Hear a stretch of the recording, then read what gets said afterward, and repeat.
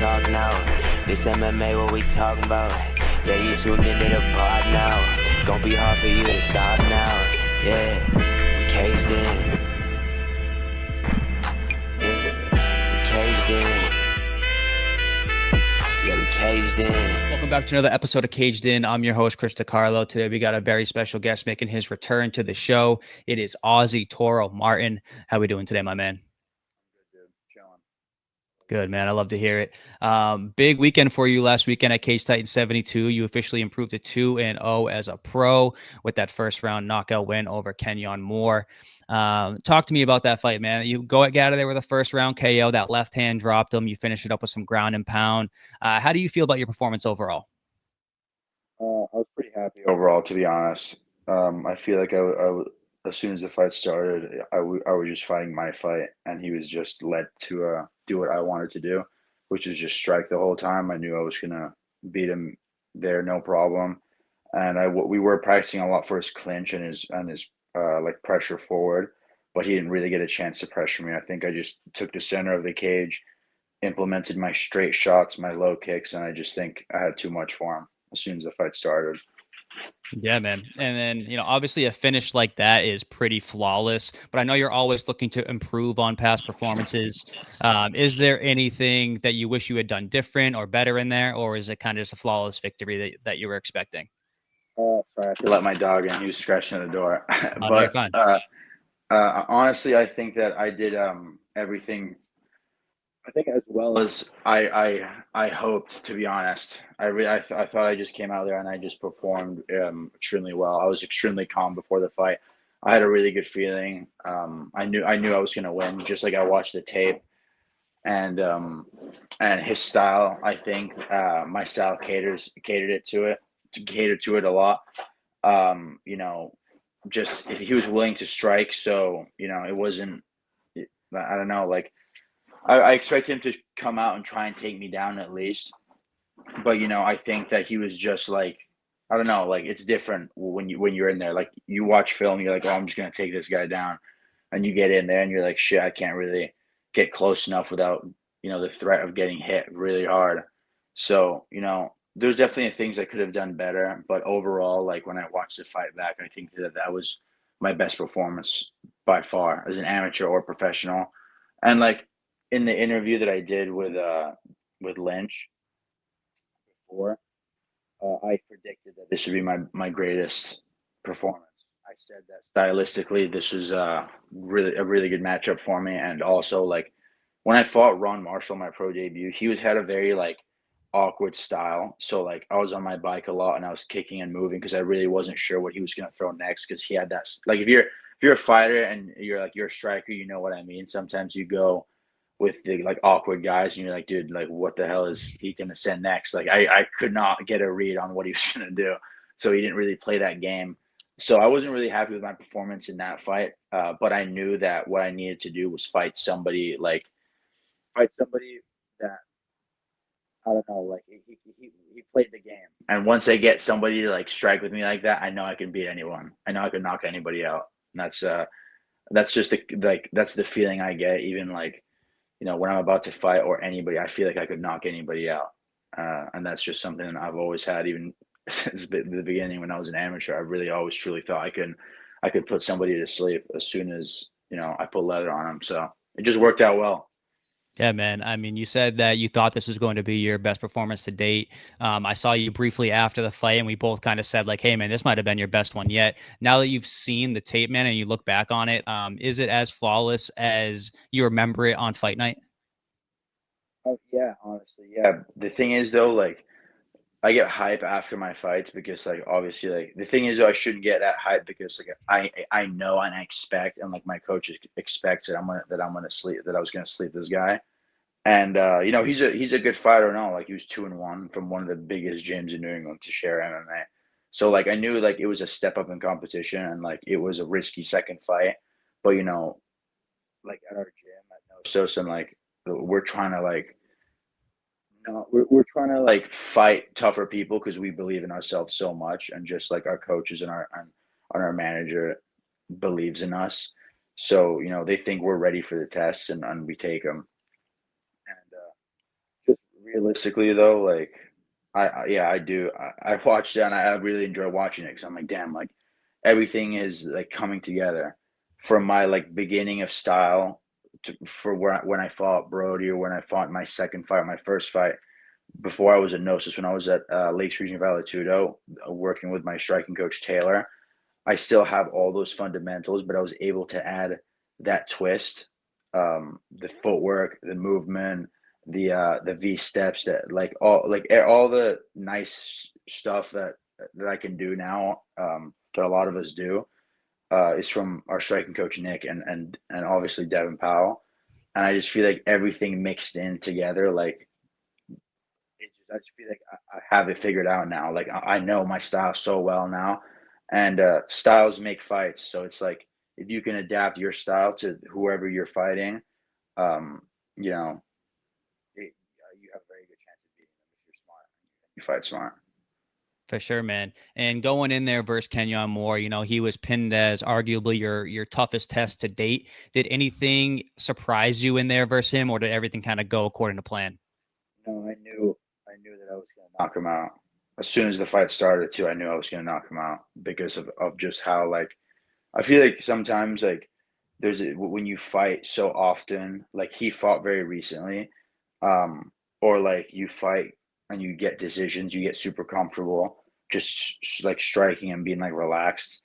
And I don't know, I feel like that was his downfall. I was there ready to knock him out as soon as the fight started. I feel like he was fighting in a different pace. And I knew that he was a slow starter. I'd watched a lot of his fights. One thing I do is I watch a lot of film on my opponent, and I watched a lot of his fights, and it takes him a round or two to get going. And like I knew that as soon as the fight started, I had to put it on him immediately.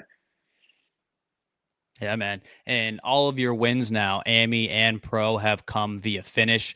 What do you attribute, your ability to finish fights at 100%, success rate so far? Uh, I I don't know. Like I think I just have like I just think I like to finish fights, and I like when I think when I fight somebody, I never think points. I think that I want to like finish them.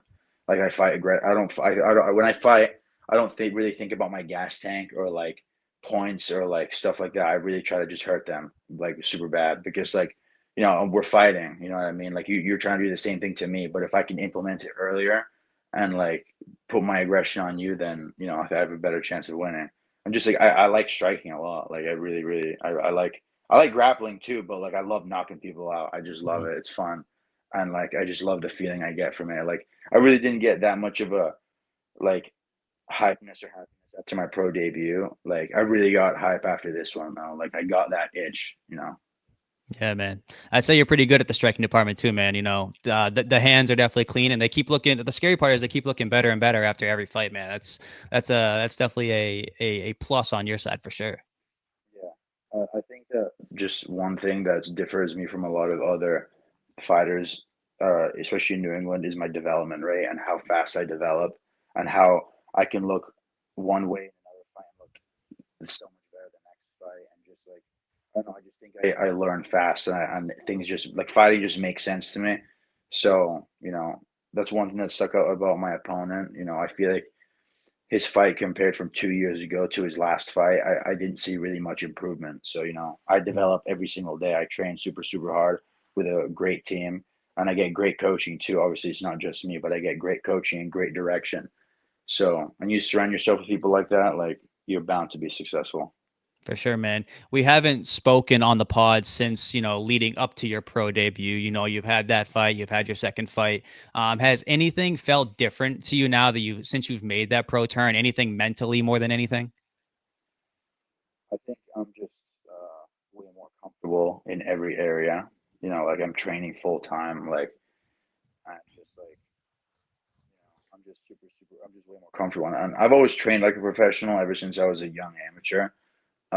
There's really no difference to me now, except I just get more money, which is nice, Yeah. honestly. And yeah, that's really it, though. I mean, obviously, I love being able to elbow people and knee people, even though I didn't do it my last fight. I had a really good opportunity to against the cage, but I'm just like a hands first guy. You know what I mean? I feel like this just minimizes the risk of getting caught with something in those certain positions. I don't know how my brain works, but yeah, Yeah. I love that.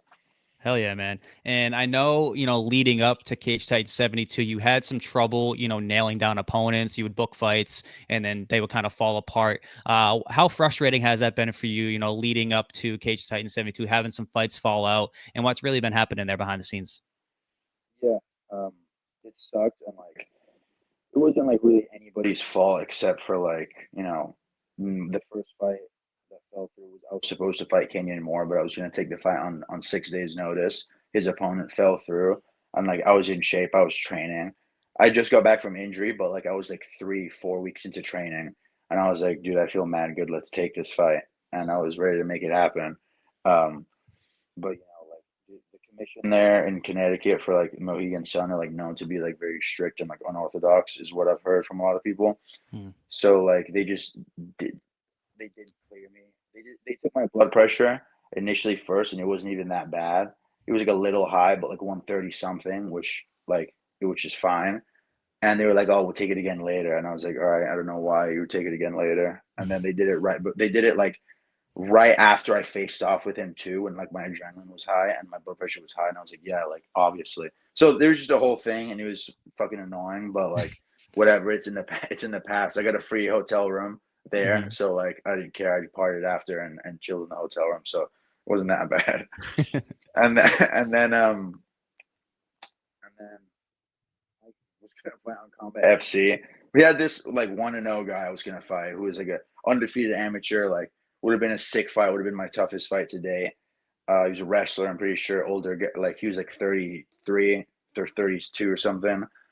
And I was supposed to, we were like, I had booked to fight him, and like he just ghosted the promotion like 2 3 weeks in. So like I was preparing for like this guy, but in reality, I wasn't fighting him. So my wrestling defense got like way better because I was like just working with wrestlers the whole time, and like I was working with like David Burke the whole time, and that dude's like a straight monster. Yeah. Like people don't understand how physical that guy is. He's a wicked good wrestler. So like I got way better in the wrestling department. So like there's no really loss except like obviously you want to fight. So we had this guy that was gonna step up who just like turned out to be like the biggest retard ever. And like like straight up, like he did some like he was on one like from New York, like wasn't a very impressive amateur record, but at that point, like I had already been like screwed out of 2 fights. I was like, I don't care. Like I just want to fight, you know what I mean? Like Yeah. I pulled up to the weigh-in too. I made weight. It was a catch weight 170, 175, pulled up 74, and he just never showed up. So like so What that the was hell? yeah, so that was wicked annoying. And like to be fair, like I was talking to the promoter Rick from Combat FC, and like we saw the text exchanges, and the guy actually like posted text exchanges between him and the promoter on Facebook. I say he's stupid because he just did that, and all it showed was him completely fucking everything up when the promoter was trying to take care of him. On like get Hmm. him a car, get him a hotel, get him like all this. I even messaged him. I messaged him on Facebook when I was at weigh-ins, and I was like, "Yo, I'll give you my show and win money if you pull up," because I wanted to Yeah. fight so bad. I was like willing to give him all that money, but he didn't come. And that was it. Yeah, bro, that's insane, man. It sounds like quite the whirlwind just to get, to where we are now. But you get in there at Cage Titan 72, you get the dub, and now we're looking ahead to the future, man. Your training camp for Cage Titan 72. I know you had like a long camp, obviously, because you were preparing for all these fights that didn't end up, happening. And I saw that you ended up taking a trip out to Thailand. How was that, man? Just tell me, the details, brother. How was the trip out there with the team? It was sick. It was probably the best trip I've ever had. And just the culture there was fucking insane. The people were super super nice. They were very open to foreigners, and just like it was just a really good experience. And the training there was world class. Like Man Up Gym. Like we trained with the crew who used to train Sanchai, and Mm. had multiple champions at his gym, including like a 20-year-old kid with like over 100 Thai fights. Yeah. And like just like you go there and you really see, like that's one of the reasons I think I was so calm before my fight, was because I was immersed in the culture, and there like everybody fights. Like it's not a bit here in the US, and you tell somebody you're a pro fighter, they're like, oh, wow, like you must be like a badass or something, you know. That's just what it's like in the US Mhm. realistically. There, like we had like a grab drive, which is the Uber over there. He was like, yeah, like I fought this guy once with 40 fights. And we were like, damn, like he's like, yeah, it was my first fight. So like the guy people over there just fight, you know, it's part of the culture, it's a national sport. So it's like being surrounded by that all the time and knowing that these people have hundreds of fights, to me, like I was like, damn, like these people like just live like this. So when I came back, I had like a whole different approach to fighting. Like obviously, like it's just I'm just so much more relaxed 'cause it's what I do. You know what I mean? It just really made me realize, like, damn, like I do this. Like I've been that also been in camp for like 14 weeks. Because Yeah. realistically, like at that point, it just becomes your lifestyle. And when you're that immersed, you're like, dude, like all I do is fight and train. Like I know that when I get in there, like no matter how many bad thoughts happen, when I get in there, like I'm just gonna fight how I fight. You know what I mean? So Mm. that helped with my confidence a lot too, because I did well when I went out there. So I was like, damn, I flew halfway across the world to get new looks, and right before a fight, like in a new gym, like shit was tight. So I think that definitely helped with my performance. Yeah, man, that's sick. You're now 2-0 as a pro. When do you want to get back in the cage, man? Any particular promotion you want to fight for? Any particular month you want to fight in? Any opponent you have your eye on? What's kind of next for you? Well, you know, I want to fight obviously as soon as possible. I'm like I'm dealing with a couple of things right now, but it's nothing like major. But timeline wise, you know, I think I really, really, really want to fight for cage titans. I want to keep fighting for cage titans for sure. I think they're like my promotion, like the promotion. Um, but I do want to I think I want to fight next in October, but they do not have a card then. So maybe uh, maybe we'll see what I can do. Maybe I can get one more before I go back to Cage Titans, and because, you know, they have the November card, and they also have the January card. But like, I think something's happening on the November why I can't do it. I really have to think about it, to be honest. But like, I really do want to keep fighting for Cage Titans. I really, really love them over there, and obviously, like Mike pulled through immediately. Like as soon as he heard my fights fell through, he was like hitting me up, like telling me like, dude, like I'm sorry, like telling him that we'll set things up. Like because initially, like I wanted to fight before I went to Thailand, so I could maybe fight a Thai fight in Thailand, maybe Mm. one or two. Um, but that was just out of the picture when I went there because obviously I didn't want to get cut or anything, so I couldn't fight in Mhm. on July. But you know, we'll see. I'll go. I'm definitely going back to Thailand for sure, but I am going to fight 1 to 2 more times before the end of the year, and that's guaranteed. Hell yeah, man. I love to hear that. Ozzy, thanks for coming on and taking the time to talk to me. My brother, before I let you go, anything you want to say to the people, any sponsors you want to shout out, you want to thank, now's your time, man. Yeah, big thank you to my team, Sos MMA, everyone there. Like the training there is unbelievable. I truly believe that we're the best team in New England, and I think we're going to be the best team in the world. I'm not going to lie. Um, and just like big shout out to Devin Powell, Carolyn Powell. Just like my striking coach Nick Miles, Ben Perry, wrestling coach Ross Sinar, everyone there, just like my training partners, Kyle Hill, like everybody, Poofall, St. Jean, everyone there, like they're just like that. Those lists I just named, like those three guys I just named are like world class fighters. You know what I mean at the regional level, and it's just wild that we're here right now, and I know we're going to be the future. It's crazy because I know this. It's not like I think I know that, and just like obviously my family, just like everybody who supports me, all my sponsors too. Like go to my Instagram, I gave all my sponsors a shout out.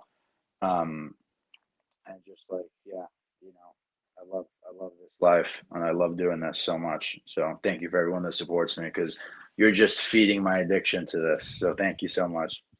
Hell yeah, man. Ozzy, thanks for coming on and taking the time, brother. Normally we do the pre-fight, but the post-fight is pretty cool too, talking about, the last one that just happened a couple weeks ago while it's still fresh. But thanks for taking the time, man. I know you got a busy schedule and whatnot, so I appreciate it. No, dude, thank you, man. I mean, we we were supposed to do it before, but I completely fucked it up. So I was just so jet lagged. Yeah, when I came back from town, I was like jet lagged and like I was like low key sick for like a couple days. So like it was like fucked up. So, but still, you know, we made it to the fight. We made weight. We kicked ass. We got paid. We left. So Hell yeah, man. That's the dream, brother. All right, Ozzy, thanks for taking the time, man. I'll talk to you soon, man. Keep me posted whenever we get fight news, and then we'll get you right back here and talk about it. thank you. Got down for the count and he can't even talk now. This MMA, what we talking about? Yeah, you tuned into the pod now. Gonna be hard for you to stop now. Yeah, we caged in. Yeah, we caged in. Yeah, we caged in.